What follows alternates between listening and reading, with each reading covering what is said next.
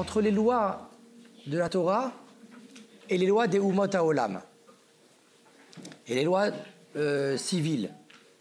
C'est-à-dire que lorsqu'on regarde un petit peu le code de loi juif et qu'on le compare avec les codes de loi des autres peuples, on voit qu'il y a des différences fondamentales. Et je voudrais juste un peu rapporter la différence que fait le Ran, Rabbeinu Nissim, dans son livre le Drashot Haran.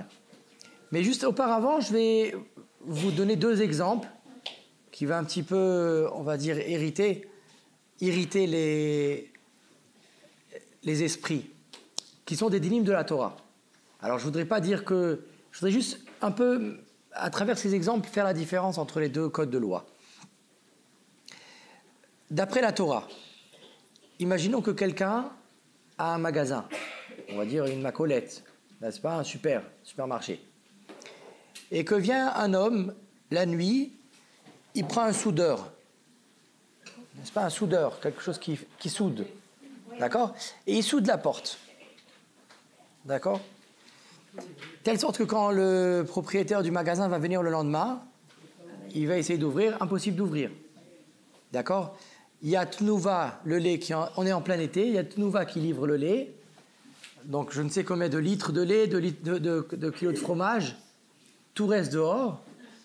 Les clients arrivent le matin pour se servir du pain, du lait, du beurre, etc. Ben, la porte est fermée, lui devient fou, il ne sait pas quoi faire avec le Tnouva qui arrive là maintenant, avec les clients qui sont en colère, et lui, sa porte elle ne marche pas, il appelle le serrurier ne répond pas, enfin bon, c'est la panique à bord, jusqu'à que quelqu'un vienne le dépanner à l'heure de midi. Donc une demi-journée de travail en l'air. Toute la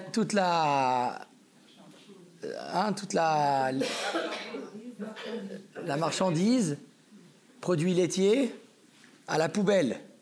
Les clients sont en colère, ils vont voir finalement, désormais le supermarché d'en face. Bien sûr. Voilà, tout ça, ça fait une perte sèche, n'est-ce pas?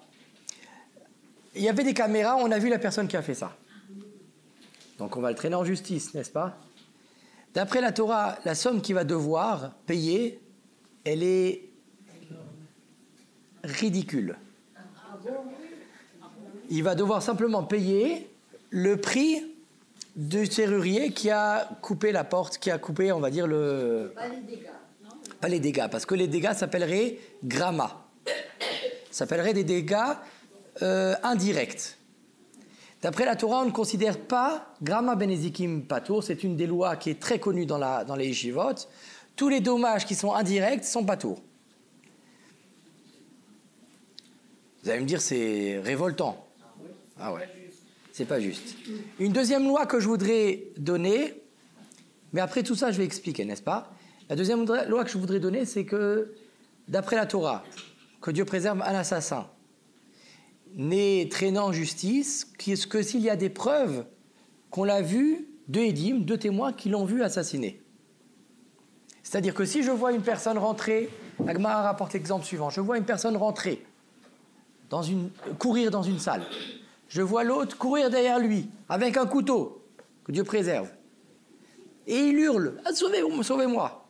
3 minutes après, je vois le gars qui courait avec le couteau sortir de la chambre avec le couteau ensanglanté. Il n'y avait personne dans la chambre. D'après la Torah, je ne peux pas rendre responsable l'assassin parce que je n'ai pas vu le meurtre. Il n'y a pas de présomption dans la Torah. C'est ou tu as vu ou tu n'as pas vu. Toutes les lois de tous les tribunaux non juifs sont toujours basées sur le fait que, évidemment, on va juger en fonction des présomptions. Il y a lieu de penser que, et plus les présomptions sont fortes, plus on va rendre responsable l'accusé. Ce qu'il faut savoir, ce que dit le Ran, et c'est fondamental, c'est que la loi juive n'est pas basée, alors écoutez-moi bien sur la définition que fait le Ran, sur le shalom, mais sur le émet. Alors vous savez tous que une des 7 mitzvot Béné Noach, n'est-ce pas, une des 7 mitzvot Noachid, c'est de créer des baté dinim, de créer des tribunaux, n'est-ce pas? C'est fondamental. Dit la Gemara, parce que sans les tribunaux, Ish et achiv chaim balao. Un homme, son frère, sa vie va l'avaler. C'est indispensable que le monde vive, la société vive, gérée par un tribunal. Sans quoi, c'est la foire, c'est l'anarchie. C'est une des Sheva Mitzvot Bnei Noach, d'avoir un tribunal là où ils habitent.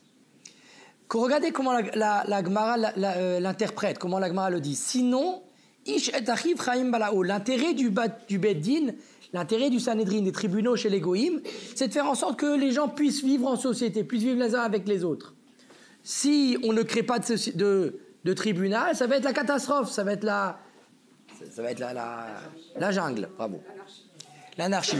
L'intérêt du tribunal, c'est de créer une société qui puisse rester unie. Ça, dit le Ran, ça n'est pas le cas chez les Juifs. Le tribunal du Juif n'est pas fait pour faire en sorte qu'on puisse vivre en société, pour qu'on puisse vivre en shalom, mais pour qu'on puisse vivre sur le émet. Je vais m'expliquer tout de suite. Si on cherche le shalom, alors évidemment, le gars, il est venu, il a soudé la porte de la Macolette.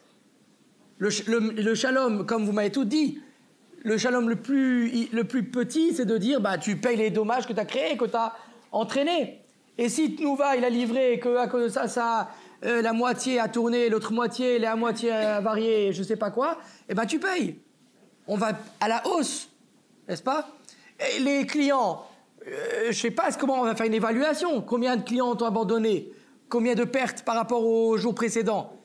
Donc c'est des prix qui seront jamais fixes, qui seront jamais mouchachim, qui seront jamais émettre. Allez savoir si ce matin, il y avait exactement la somme qu'on a fixée. Ben non, je ne pourrais jamais savoir. Je ferai une évaluation à peu près, en fonction de ce que la semaine dernière ou les jours précédents, il y a eu comme gain. Je considère que c'est ce qu'il y aurait eu si la porte avait été ouverte. Ça, c'est le shalom. Si on veut faire du shalom dans une société, on est obligé de faire en sorte que, comme nous tous, de faire une sorte de... Comment on appellerait ça? Compromis, voilà. De concession. Bah, tu as fait quelque chose de pas bien, tu as soudé la porte, ça, il n'y a pas de doute à ça. Donc, tu vas perdre de ça. Tu vas devoir payer, tu vas devoir dédommager de façon à peu près, de façon approximative. Ça, c'est si je cherche le shalom. La même chose, si je cherche le shalom, une personne qui est rentrée dans une chambre, eh ben, a priori, c'est l'assassin. Je veux pas qu'il y ait des assassins qui se baladent dans la rue. Je veux aussi une sorte de venger, apaiser la famille du mort, la victime. Eh ben, je mets cette personne en prison. D'accord? Même si je ne suis pas sûr à 100% que c'est le cas. On va dire qu'il y a quand même 99,99 que ce soit le cas. La Torah, elle, ne considère pas le shalom. Enfin, non, excusez-moi, je ne veux pas dire ça une chose pareille. La Torah considère évidemment le shalom, c'est une des notions fondamentales du shalom. Mais le Beddin ne doit pas chercher à faire le shalom. Le Beddin doit chercher, d'après le Ran, à faire le Emet. Elohim nitzav badat el, dit le Ran. Elohim, on parle du juge. Nitzav badat el se trouve avec Akadosh Baruch Hu, plutôt l'inverse. Elohim Akadosh Baruch Hu se trouve dans le Hadat el, dans le tribunal rabbinique. Il y a dans les juges une association entre les juges qui vont fixer la loi et Akadosh Baruch Hu. Akadosh Baruch Hu, il est émettre. Le jugement doit être émettre. Et même si le jugement va blesser, va profondément blesser la personne, eh bien, dira Moshe Rabbeinu, dira la Gemara dans Masechet Sanhedrin, Ikov adin et ta'ar, que le din, que le jugement, Ikov déracine les montagnes. Quelque chose de dur. Voici les différences fondamentales, la différence fondamentale qu'il y a entre la loi juive et les lois de façon générale chez tous les Umot HaOlam. De façon générale, toutes les lois, voilà, tous les tribunaux sont fixés en fonction du shalom. C'est la base. On cherche à ce que Ishet Achiv, Chaim Lo Belaou, on cherche à ce que le jugement, le Beddin, le Sanhedrin, le tribunal Goy, fasse en sorte que les gens puissent vivre en société. Ça, c'est le but ultime du tribunal Goy. Le tribunal juif n'a pas un but pareil. Le tribunal juif doit représenter la loi d'Akadosh Baruch Hu, de la Torah Emet, Moshe Emet, et Torato Emet. et donc juger en fonction du Emet. Si je ne suis pas sûr à 100% de ce que pourraient des causes, des conséquences de l'action, de l'acte de la personne, eh ben je jugerai pas tout la personne. C'est le fameux klal dans la Gemara qu'on utilise beaucoup, amotzi mechavero ala varaya. Pour sortir de l'argent d'une personne, il faut être sûr à 100%, et non pas à 99,99%. Ça, c'est ce qu'on apprend essentiellement de Parashat Mishpatim. Maintenant, ce qu'il faudrait comprendre, c'est le lien que fait la Torah entre la Parashat Yitro, la Parashat Kitissa, et au milieu, Mishpatim. Il y a quelque chose qui est assez difficile à comprendre. C'est que depuis le début du Chumash Shemot, il y a un lien, il y a une trame qui est respectée. On a d'abord Shemot qui est essentiellement la souffrance, la galoute, et puis vers la fin, c'est le début de la Géoula. Vaera Bo, c'est les Makot. Béchalach, c'est la sortie, c'est la Géoula. Yitro, c'est après la Géoula, eh bien on reçoit la Torah.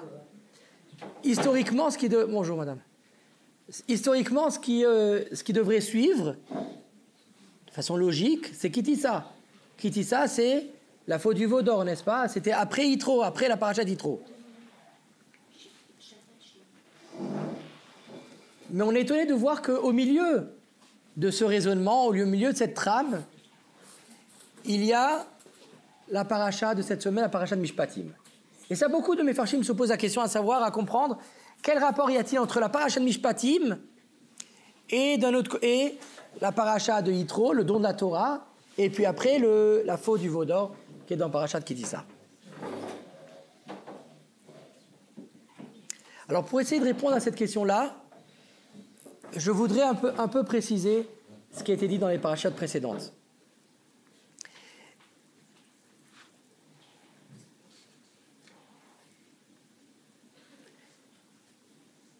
Une fois, j'étais à la Yeshiva Beth Alevi en l'occurrence, et j'avais fait une sikha là-bas, une dracha, il y a de nombreuses années. Et j'avais cité l'enseignement du Kuzari, selon lequel le juif est fondamentalement différent du goy. N'est-ce pas? Le Kuzari dit que, si de façon générale on a l'habitude d'entendre que le monde peut être séparé, toute la création, en 4 catégories, bravo, le Kuzari dit que le monde est séparé en 5 catégories. Quelles sont les 4 catégories? Alors il y a le domem, le tsomeach, le chai d'abord, et après le medaber. Alors le domem, c'est l'inerte, le tsomeach, c'est le végétal, le chai, le vivant, le medaber, c'est le parlant. Tout ce qui se trouve dans la création, tout ce qui se trouve dans ce monde, rentre dans une de ces 4 catégories. Il y a les roches, il y a tout ce qui est la terre, tout ce qui est domem inerte, ça rentre dans le domem. Après, il y a toute la végétation qui rentre dans le tsomeach. Il y a les animaux qui rentrent dans le chai, et il y a l'homme, l'humain, le medaber, bravo. Dit le Kuzari, il y a une 5e catégorie qui s'appelle le Israël. Alors, si on essaye de comprendre ce que dit le Kuzari, ça voudrait dire que, de la même manière qu'il y a une différence fondamentale, essentielle, constitutionnelle, entre le chai, par exemple, et le medaber, entre le tsomeach et le domem, par exemple, l'inerte et le chai sont deux catégories différentes profondément. C'est leur état même qui fait leur différence. Le domem ne bougera pas, ne se reproduit pas. Le tsomeach se développe. Le chai a une certaine vie, se déplace, a une certaine intelligence. Le medaber a une parole. Ils sont fondamentalement différents. Ça voudrait dire que l'Israël est fondamentalement différent du non-juif. Ce que ça veut dire, c'est que être juif n'est pas une culture, entendez-moi bien. Être juif est une réalité. Un mode de vie. Non, tout sauf ça. Un mode de vie, ça veut dire que c'est une culture. Un mode de vie, c'est quelque chose que je pourrais, oui ou non, accepter. Une réalité, ça veut dire que c'est quelque chose avec lequel je nais.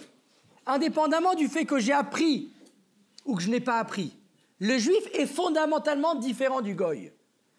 Vous êtes bien d'accord que un médaber est fondamentalement différent du chai. Un homme et un animal, c'est pas un mode de vie. C'est pas un mode de vie qu'on est un homme. Mais c'est une réalité. Ça veut dire qu'on est NAIT parlant. Eh bien, le juif est fondamentalement différent du goy. Voilà, c'est ce que dit le Rabbi Yehuda Halevi dans son Sefer le Kuzari. Alors, on y arrive. Alors, la question que m'a posée un élève a été justifiée. Elle me dit quoi? Le juif, il a 3 yeux à la place de 2. Il a 2 bouches à la place d'une. Il a quoi de différent? Quelle est la différence que vous pouvez justifier entre le juif et du non-juif? Ça, c'est la question qu'il m'a posée. Alors, réponse que... Alors, au début, j'ai un peu balbutié. Ça veut dire, je ne savais pas exactement comment répondre. Je lui ai dit, la Neshama. Il dit, oui, mais comment, ça veut dire, comment elle s'exprime, cette Neshama? Qu'est-ce qu'il y a de particulier? Et du coup, j'avais un peu cherché à comprendre ce que disait le Kuzari. J'avais un peu cherché à comprendre la différence qu'il pouvait y avoir entre le juif et le non-juif. Alors, cette différence, elle se trouve dans la Parashat Yitro. Auparavant, de Parashat Yitro, Parashat Shemot, Vaïra, Bo, Béchalach, Am Israël a été choisi. Alors c'est important de dire, il a été choisi, il a été sorti d'un autre peuple, il a été rapproché d'Akadosh Baruch Hu. Akadosh Baruch Hu l'appelle à ce moment-là, plus que ça, Am Nifrar, oui, mais plus que ça, le Bechor. Bini Bechori, bravo. Ça, c'est le message fondamental de la Yitzhak, un des 2 messages fondamentaux de la Yitzhak Mitzrayim. Vous savez que par exemple dans les tefilines que les hommes mettent, il y a 4 parachiotes, n'est-ce pas? Il y a le Shema, il y a le Ve'ayim Shamoa, bon, on les connaît toutes les 2, parachiotes. Il y a Kadesh Likol Bechor et il y a Ve'aya Keviacha. C'est les 4 passages qui sont rapportés, qui sont écrits dans les tefilines, 4 parachiotes. Les 2 dernières parachiotes, donc les 2 premières sont normales. Vous allez me dire, c'est normal qu'elles soient dans les tefilines. Shema Israël Hashem Elokeinu Hashem Echad.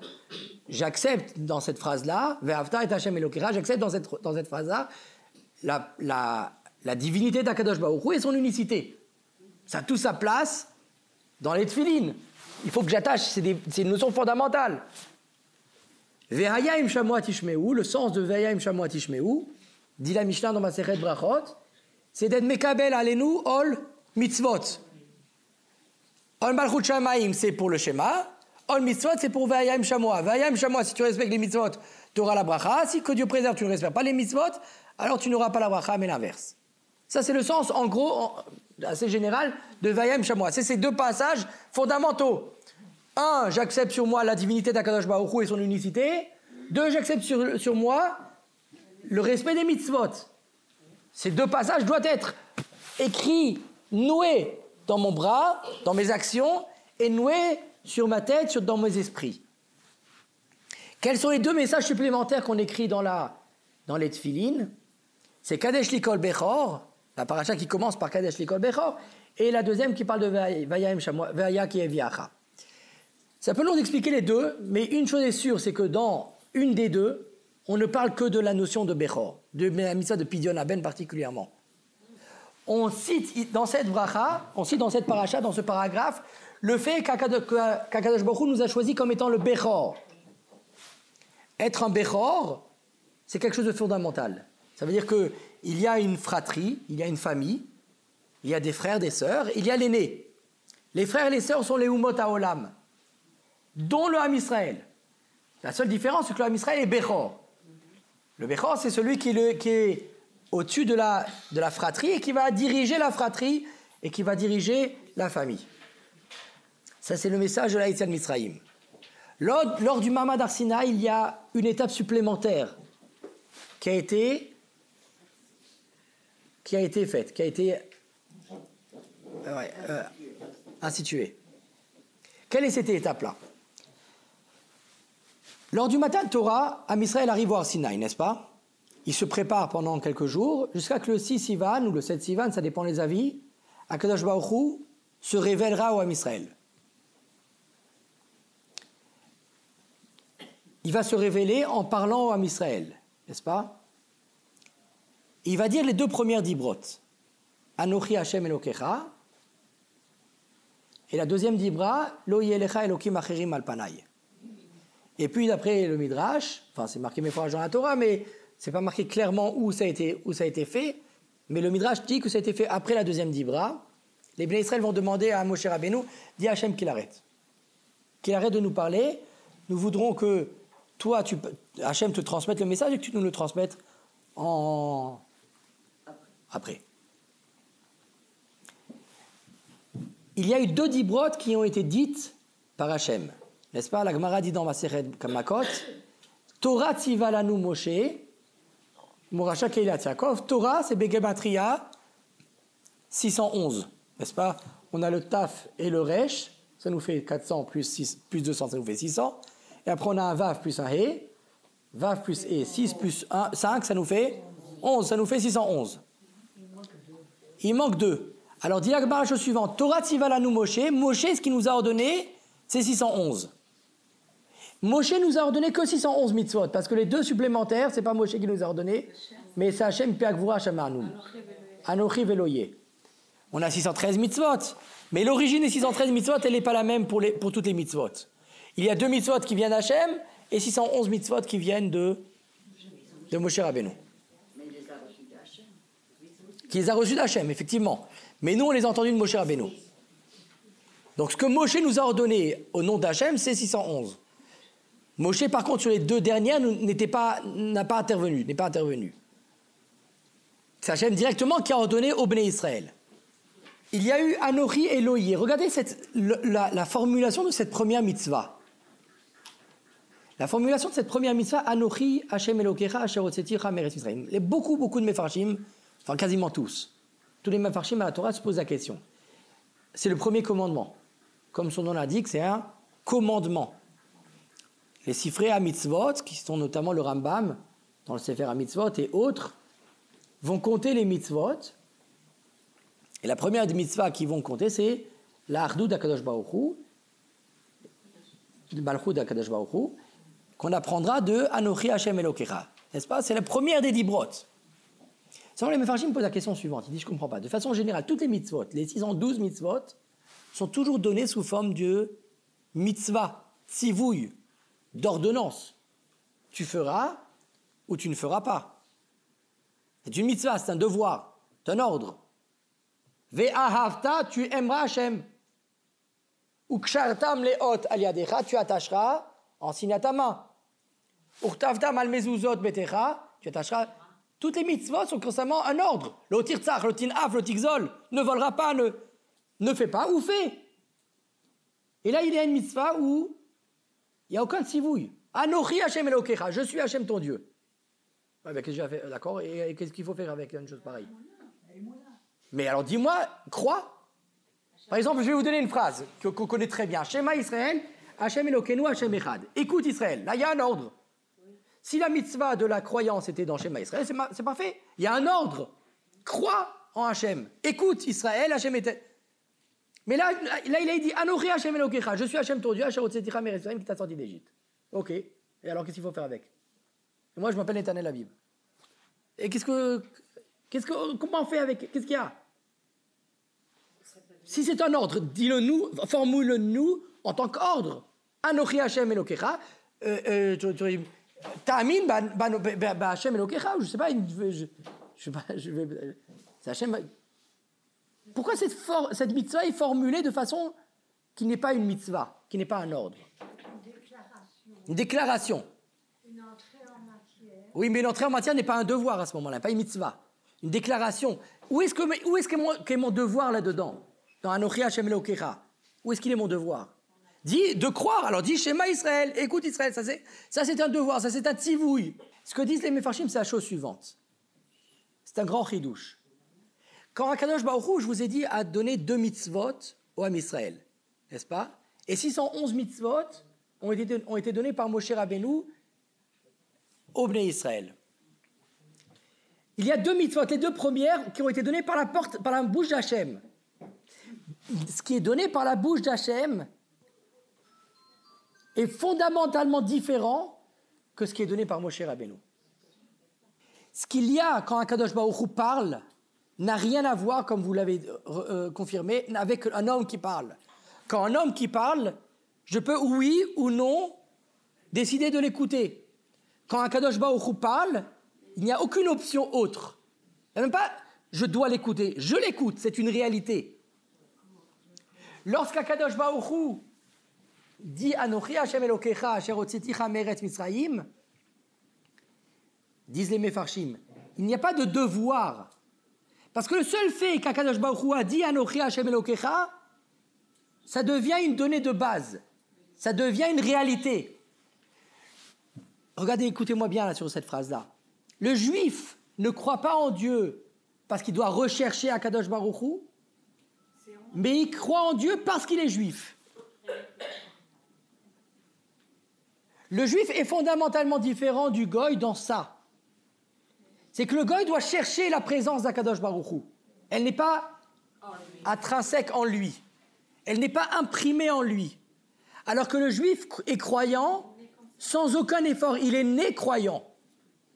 Il est né croyant parce qu'il a entendu au Sinaï la voix d'Hachem qui a dit « Anochi Hachem Elokecha ». Dit la Gemara dans Masechet Sanhedrin. « Kol gadol velo yasaf ». C'est dit concernant les Aseret Adibrot. Une voix puissante qui ne s'arrête pas. Dit la Gemara, c'est une voix qui continue d'être aujourd'hui encore. Le Anochi Hachem Elokecha, il existe.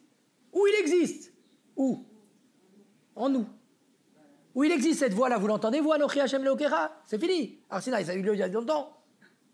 Non, c'est une voix qui continue de se faire entendre. Ou en nous.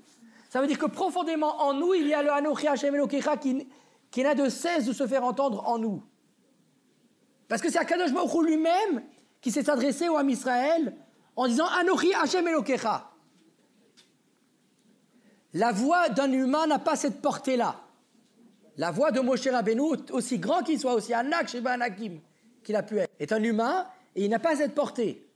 Kol gadol velo yasaf, c'est dit concernant la parole divine, concernant les 2 dibrot rishonot, qui sont Anochi Hachem Elokecha et Lo yelecha Elokim acherim al panai, qui sont les 2 paroles qui sont imprimées en moi. Je suis croyant parce que je suis juif. En ça, le juif il est fondamentalement différent du goy. En ça, le juif est constitutionnellement différent du goy. Constitutionnel, c'est-à-dire qu'il a quelque chose que le goy n'a pas. Alors, il n'a pas un œil en plus, le juif. Il n'a pas un nez en plus, même si elle est crochue, mais bon, c'est pas constitutionnel, ça. Et encore, c'est pas tout le monde. Mais ce qui est constitutionnel dans le juif, c'est qu'il a cette voix, cette croyance. C'est fait. Donc vous allez me demander si c'est vrai que le juif est croyant de base. Alors pourquoi il y a des juifs qui ne sont pas croyants? Pourquoi on va se balader à Tel Aviv, on a l'impression d'être ailleurs? Le Rav n'est pas encore réveillé. C'est pas qu'ils ne sont pas croyants, ils n'arrivent pas à se contrôler. Alors regardez, c'est pas mal du tout. Regardez ce que dit Rav Elchanan Wasserman. Regardez une seconde, je vais juste continuer. Dit Rav Elchanan Wasserman la chose suivante. Le juif est croyant. Seulement, la croyance intrinsèque qui est en nous, on a tendance, le Yetzer Hara nous fait en sorte parfois qu'on a envie d'étouffer cette voix. Vous savez, souvent on a envie de faire, on est poussé vers la Vera, et on a une voix qui nous dit non, ne fais pas, et on se force, on dit non, non. Comme si on étouffe, on met de côté cette voix-là. Cette bat-kol qui est en nous. On n'a pas envie de l'écouter. Dit Rav Elchanan Wasserman, il y a 2 choses essentielles que le juif, que le Yetzer Hara fait pour étouffer cette voix-là. Il y a 2 choses qui s'appellent, 1, les ta'avot, et 2, la hefkerut. C'est quasiment la même chose. La hefkerut, c'est-à-dire que il y a dans le Yetzer Hara la volonté d'être libéré de tout hol. Alors cette volonté d'être libéré fait en sorte que que cette voix qui est en nous, cette voix qui s'exprime, cette voix qui a envie de sortir, ben cette voix-là, elle peut, comme si je voudrais l'étouffer, comme si je voudrais... Merci, Toda. Comme si je voudrais ne pas lui laisser la possibilité de s'exprimer. Oui, le juif peut étouffer cette croyance. Quoiqu'il n'arrivera jamais à l'étouffer jusqu'au bout. C'est pour ça que Dieu préserve que souvent des juifs vont bien plus loin, dit le Maharal, que des goïms. Parce que le goy n'a pas cette voix. Le juif, il a cette voix qui est constamment là, en train de le remettre en cause. Alors il va toujours plus loin pour essayer d'y arriver. Je vais bien y arriver. Je vais bien arriver à le mettre à mort, cette voix, cette conscience. Non, il n'y arrivera jamais. Attendez juste une seconde. Il y a dans le juif profondément cette croyance, et il y a malheureusement ce Yetzara qui essaye d'étouffer cette croyance. Diront les Mefarshim, c'est pour ça que la parole, que l'ordre est dit de cette façon-là. Dis les Mefarshim, je ne peux pas te dire de croire, parce que te dire croire, formuler la mitzvah comme étant croire, ça ferait entendre comme s'il fallait faire un effort pour y arriver. Non, elle est déjà là. Mais c'est quand même une mitzvah, c'est quand même un ordre. Mais s'il est déjà là, où est-ce un ordre? Dira Rav Elfach, l'ordre, il est justement dans le fait que tu as le devoir de ne pas faire en sorte d'étouffer cette voix. Tu n'as pas de devoir d'aller le rechercher, cette voix, parce qu'elle est en toi. Tu as le devoir de ne pas faire en sorte d'étouffer cette voix. C'est pour ça que la mitzvah est formulée de cette manière-là, de cette façon. Anochi Hashem Elokecha, c'est une réalité. Tu l'as, cette chose-là. Seulement, c'est quand même une mitzvah. Cette mitzvah, c'est de ne pas étouffer cette voix.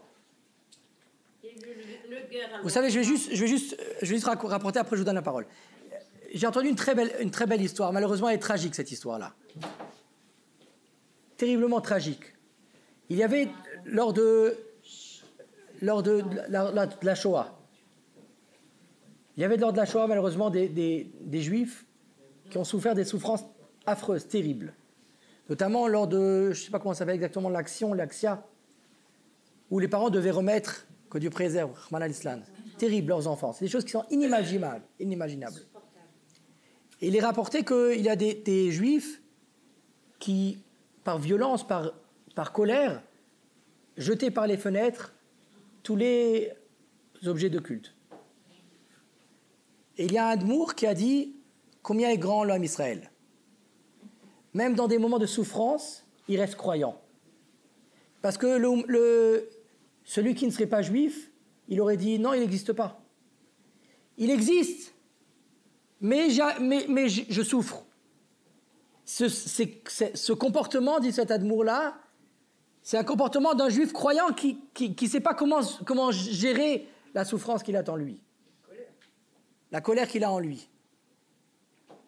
Am Israël reste croyant malgré les pires situations qu'il a. Aucun umot haolam, aucune ouma, aucun peuple n'a pu vivre, n'a pu continuer d'exister avec le quart des souffrances que l'homme Israël a vécues. C'est impossible. C'est la ta'alouma de tous les historiens. De tous les historiens. Je l'ai lu dans plusieurs livres, dans plusieurs revues. Incompréhensible comment les Juifs continuent à croire alors qu'ils ont tellement souffert dans leur existence. Comment c'est possible? Les Umot HaOlam, ils voient que ça ne marche pas, et ben ils abandonnent. Les Romains, ils subissent la chute, et ben le Panthéon, ben c'était pas si vrai que ça. Et chacun, c'est comme ça. Chacun qui va croire en d'une divinité, quand il va voir que ça ne marche pas, qu'ils en souffrent, et ben ils abandonnent. Am Israël, malgré toutes les souffrances, continue à croire. Pourquoi? Question à laquelle ils n'ont pas de réponse. La réponse, elle est unique, parce que cette croyance, elle est en nous. Et rien ne pourra faire en sorte qu'on continue de croire. Cette croyance est intrinsèque au Ham Israël. En ça, le Ham Israël est profondément différent des Umot HaOlam. C'est cette liaison, ce lien qu'on a avec Akadosh Baruch Hu, cette parole qui est imprimée dans le juif que le goy n'a pas. Pour le goy, il est dit « L'uchachmu yoskiluzot ». À la fin des temps, les Umot HaOlam devront rendre des comptes. Et la Torah dit, parce qu'ils n'ont pas réfléchi. L'uchachmu, s'ils avaient réfléchi, Yavi nous autres, ils auraient compris. Ils auraient compris qu'il y a un but à ce monde, il y a un sens, il y a une origine. Mais si Ils ont vécu la Hefkerut, ils ont vécu l'athéisme, ils auraient dû réfléchir à comprendre vers où est le monde. Ça, c'est vrai pour les goïms. Les goïms auraient dû réfléchir, devraient réfléchir. Les juifs n'ont pas besoin de réfléchir. Les juifs croient parce qu'il est croyant, parce que c'est une réalité. Ce qu'on doit faire, c'est laisser cette voix s'exprimer, laisser cette croyance avoir libre cours. C'est possible, ça sera une preuve de nouveau, ça sera du côté de l'Uchach Mouyas qui nous autres. Ils ont eu une preuve, ils ont eu quelque chose qui les a fait changer. Mais le juif n'a pas besoin de cette mort imminente pour pouvoir croire en Akadosh Baruch Hu.